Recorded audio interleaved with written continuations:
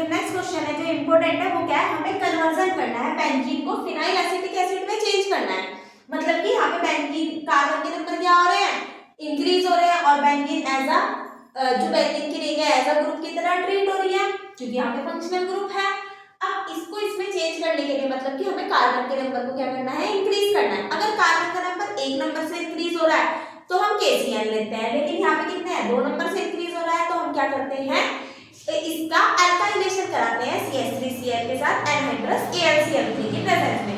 अब जब हम बेंजीन का अल्काइलेशन कराएंगे इसका एनहाइड्रस FeCl3 की प्रेजेंस में होगा और CH3Cl के साथ इसकी रिएक्शन होगी तो ये क्या बना देगा, टॉलुइन बना देगा। ठीक है, अब जैसे ही इसने टॉलुइन बनाया फिर हम इसकी क्लोरीनेशन कर देंगे, मतलब कि क्लोरीन के साथ इसकी रिएक्शन कर देंगे। क्लोरीन के साथ रिएक्शन हुई तो ये क्या बन गया, हमारा क्लोरोबेंजीन बन गया। अब क्लोरोबेंजीन की रिएक्शन जब हम KCl के साथ करते हैं तो KCl निकल जाता है बाय प्रोडक्ट और ऊपर क्या लग गया, हमारा Cl लग गया। अब जब हमारा Cl लग गया तो हम क्या कर देते हैं,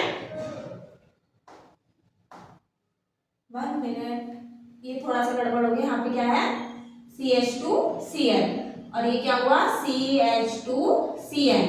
अब जो हमारा प्रोडक्ट बना हम इसका क्या कर देते हैं, हाइड्रोलाइसिस कर देते हैं। जब हम इसका हाइड्रोलाइसिस कर देते हैं, हाइड्रोलाइसिस, तो हाइड्रोलाइसिस के बाद ये क्या दे देता है, हमारा फिनाइल एसिटिक एसिड दे देता है वाटर के साथ रिएक्शन करके।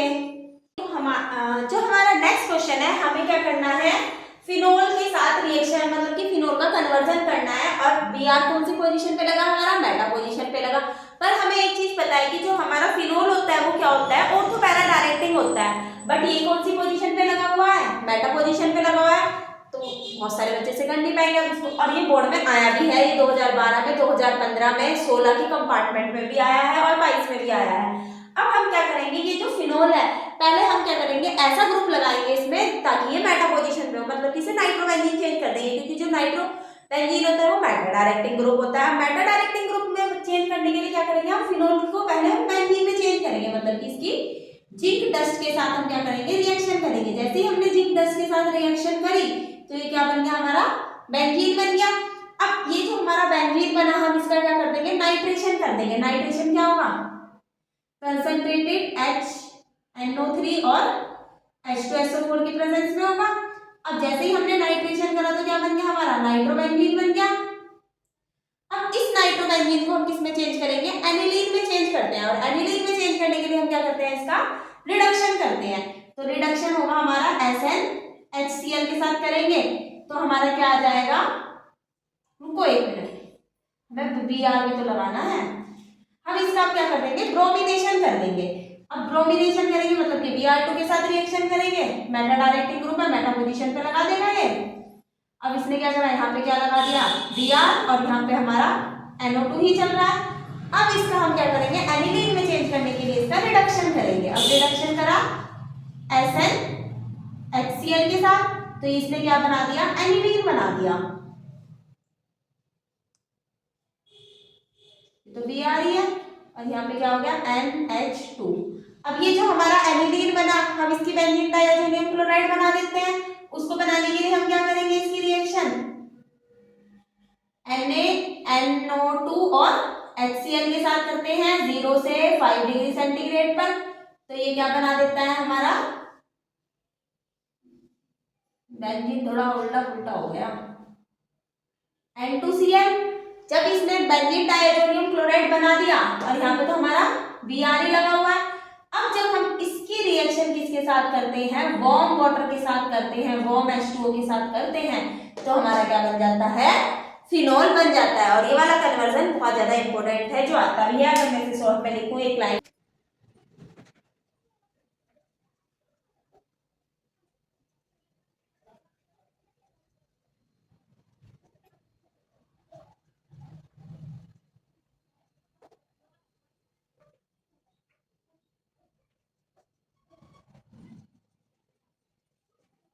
अब इस तरह के क्वेश्चन जो हमारा है ये, जैसे कि हमें राइट मैकेनिज्म लिखना है, बोर्ड एग्जाम में काफी आते हैं ये 2017 में, 15 में, 22 में, 23 में और 24 में भी शायद आया था।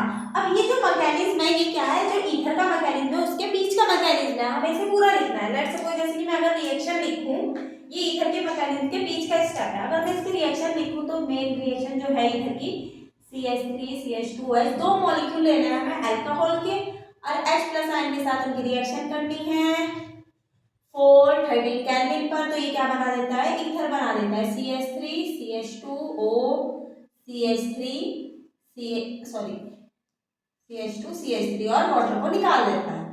ये मेन रिएक्शन है। अब अगर मैं मैकेनिज्म करूं, मतलब कि पहला स्टेप जो हमारा स्टेप फर्स्ट है, स्टेप फर्स्ट के अंदर क्या होगा, जो मेरा अल्कोहल है उसका क्या करेंगे हम H+ आयन के साथ उसकी क्या करेंगे हम रिएक्शन करवाएंगे। अब ये रहा हमारा CH3 CH2O और H, ऐसे लिख लो चाहे ऐसे लिख लो, इस पे तो लोन पेयर है। अब इसकी रिएक्शन किसके साथ कराई हमने, H+ आयन के साथ करवाई, वो कहाँ जाएगा, इसके पास हाइड्रोजन के पास जाके जुड़ेगा ऑक्सीजन के पास। तो ये क्या बन जाएगा CH3 CH2O, इसके ऊपर क्या आ गया H+ आयन। और ये अब हमें पता है कि जो ऑक्सीजन पे अगर H+ आयन होगा तो वो क्या होगा, हाईली अनस्टेबल होगा क्योंकि वो इलेक्ट्रोनेगेटिव होता है। अब जो हमारा स्टेप 2 होगा, अगर हम स्टेप 2 पे देखें, स्टेप सेकंड, अब जो मेरा स्टेप सेकंड है उसमें मेरे पास क्या है, अल्कोहल का एक और मॉलिक्यूल है। तो हमने बोल दिया CH3 CH2OH, और ये वाला मेरा जो था वो लिया CH3 CH2OH और ये।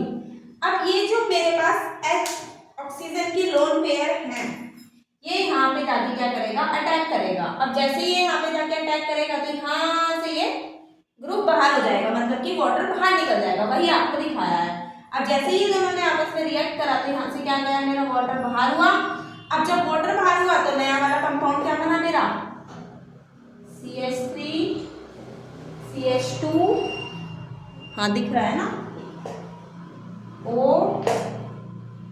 CH3 CH2 और ये क्या आ गया मेरा प्लस, और ये रहा एक H।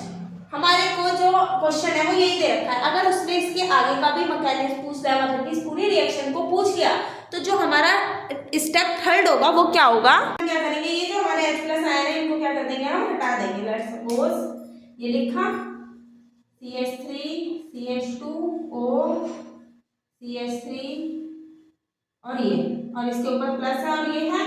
अब क्या करेंगे, हमें पता है कि ऑक्सीजन क्या है, हाईली इलेक्ट्रोनेगेटिव होता है, प्लस चार्ज वो नहीं करेगा, लेगा नहीं, तो वो हाइड्रोजन से इलेक्ट्रॉन को क्या कर देगा, ले लेगा। जैसे ही वो हाइड्रोजन से इलेक्ट्रॉन को लेगा तो क्या बन जाएगा CH3 CH2O CH2 CH3 और H+ आयन क्या हो जाएंगे मेरे, अलग निकल जाएंगे।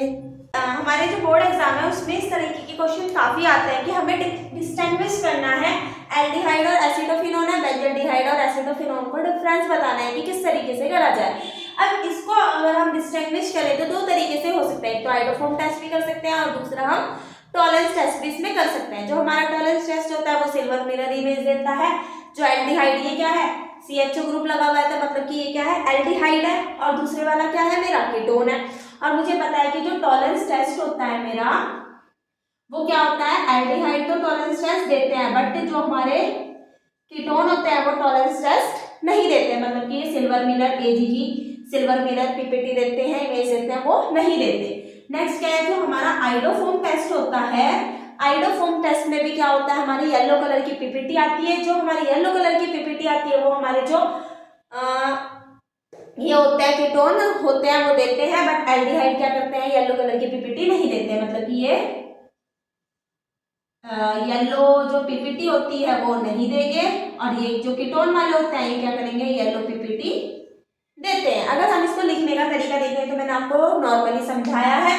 तो हम क्या करते हैं, रिएक्शन करते हैं। पहले हम आइडोफोर्म वाली अगर हम रिएक्शन करें तो क्या करेंगे, हम ऐसे करके हमने क्या करा, लिखा, और ये मेरा क्या बना, ये CHO, इसकी रिएक्शन उल्टा हो गया, सॉरी करिए। अब इसकी रिएक्शन हम किसके साथ करेंगे, NaOI के साथ करेंगे, गर्म करेंगे तो ये क्या बनाएगा हमारा CH3I बनाएगा, तो क्या देगा, येलो पीपीटी देगा, बट अगर हम एल्डिहाइड है ना, COH करी तो नो येलो पीपीटी। और हमें पता है जो आइडोफॉर्म टेस्ट देते हैं उनके पास कंपल्सरी होना चाहिए CH3C डबल बॉन्ड O या फिर CH3COH, इस तरीके के ग्रुप होने चाहिए। अब नेक्स्ट वाला क्या है हमारा, अगर हम टॉलरेंस टेस्ट करके देखें तो हम क्या लेंगे, एल्डिहाइड CHO, इसकी रिएक्शन किसके साथ करेंगे, AgNH3 का होल 2 प्लस के साथ, और ये क्या देगा हमारा, Ag देगा, सिल्वर पेपर मिरर पीपीटी। और अगर हम कीटोन वाला करें, एसिटोफिनोन वाला, सेम यही हमारा AgNH3 का होल ये, तो ये क्या करेगा, no Ag silver mirror PPT. ठीक है, इस तरीके के क्वेश्चन हमारे बोर्ड एग्जाम में काफी आते हैं। जो नेक्स्ट क्वेश्चन है वो भी क्या है, मैकेनिज्म है, हमें इथेनॉल को इथीन में चेंज करना है, मतलब कि OH हटाकर वहां पे क्या आना है, डबल बॉन्ड आना है। ये इस तरीके की हमने क्वेश्चन में रिएक्शन दी हुई है। अगर हम देखें तो ये क्या है हमारा, H प्लस आयन के साथ रिएक्शन हो रही, मतलब कि CH3 CH2OH है, ये हाइट इलेक्ट्रोनेगेटिव, और इसकी रिएक्शन H प्लस आयन के साथ करें तो पॉजिटिव नेगेटिव के पास जाएगा, इससे जाके जुड़ा। अब जैसे ही ये इसके साथ जाके जुड़ा तो इसे क्या बोलते हैं, इलेक्ट्रोफिलिक एडिशन बोलते हैं। तो ये क्या बना देगा, CH3 CH2OH, यहाँ पे क्या आ गया प्लस, और ये रहा H। अब ऑक्सीजन क्या हो जाएगा, प्लस रहते ही हाईली अनस्टेबल हो जाएगा, तो ये अपने पड़ोस वाले से क्या कर देगा, पड़ोस वाले से इलेक्ट्रॉन लेके बाहर निकल जाएगा। अब जैसे ही इसने पड़ोस वाले से अपने इलेक्ट्रॉन लिए तो ये बाहर हो जाएगा, तो CH3 CH2 के ऊपर क्या आ गया प्लस, और H2O निकल गया। अब ये जो बना, ये क्या बना हमारा, कार्बोकैटायन बना, क्योंकि कार्बन के ऊपर क्या आ गया हमारा, प्लस चार्ज आ गया। अब ये जो कार्बोकैटायन है, इसके पड़ोस वाला जो कार्बन है, इसके पास हाइड्रोजन है, CH2 ये रहा, H ऐसे करके, अब प्लस CH2 ये। अब ये क्या करेगा, इससे इलेक्ट्रॉन लेगा, और ये वाला हाइड्रोजन प्लस लेके हट लेगा। जैसे ये हाया हुआ होने के बाद क्या बन जाएगा, ये CH2 डबल बॉन्ड CH2 और हाइड्रोजन आयन निकल गए। ये तो समझने का तरीका है। अब जैसे, और इसे क्या बोलते हैं हम, एलिमिनेशन भी कहते हैं। अब अगर हमारे बोर्ड में आया तो हमें कैसे लिखना है, हमें पहले क्या करना है, ये वाली रिएक्शन को लिखना है, एसिड कैटालाइज्ड डिहाइड्रेशन। उसके बाद जो हमारा पहला स्टेप है उसे लिखना है जनरेशन ऑफ इलेक्ट्रोफाइल। इलेक्ट्रोफाइल की जनरेशन है, H2SO4 से रिएक्शन हुई तो H प्लस आयन और HSO4 माइनस आयन निकले। फिर स्टेप 2 पे क्या करना है, अटैक ऑफ इलेक्ट्रोफाइल। जैसे ही इलेक्ट्रोफाइल का अटैक होता है तो ये क्या बनाएगा, CH3 CH2OH, इसके ऊपर प्लस आया और H। अब इसके बाद क्या है हमारा, फॉर्मेशन ऑफ कार्बोकैटायन है। अब क्या है हमारा, फॉर्मेशन ऑफ कार्बोकैटायन है। अब जैसे ही हम कार्बोकैटायन की फॉर्मेशन करेंगे तो क्या हो जाएगा हमारा कैटायन है, मतलब कि यहाँ से क्या हो जाएगा, ये H2O हटेगा। अब जैसे ही H2O यहाँ से हटेगा तो क्या बन जाएगा, ये CH3 CH2 के ऊपर क्या आ जाएगा प्लस, और H2O अलग हो जाएगा। अब क्या करेंगे हम, स्टेप 4 में क्या होगा हमारा, बीटा एलिमिनेशन होगा, जिसे डिसप्रपोर्शनेशन भी बोलते हैं। अब बीटा एलिमिनेशन में क्या होगा, यहाँ से हाइड्रोजन लेके H प्लस आयन हट जाएंगे, और ये क्या बन जाएगा, इथीन बन जाएगा, जो हमारा क्या था, मेन हमें बनाना था। इस तरीके से हमें इसे बोर्ड में लिख के आना है, ये मैंने समझाया था आपको, ठीक है।